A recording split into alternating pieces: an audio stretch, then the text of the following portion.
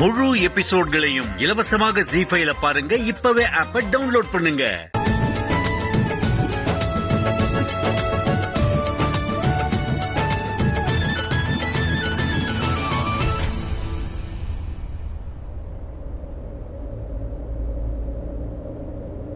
பிரீதா, என்னாச்சு?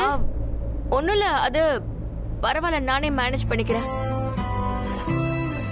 என்ன இது, எப்ப பார்த்தாலும் கரணை பத்தியே யோசனையா இருக்கு. அதெல்லாம் வேண்டாம். மஞ்சள், இன்னைக்கு அவனுக்கு நலங்கு ஃபங்க்ஷன் இருக்குல்ல. நீ எதுக்கு இங்க வந்திருக்க? இன்னைக்கு உன்னோட நலங்கு ஃபங்க்ஷன் ஆச்சு.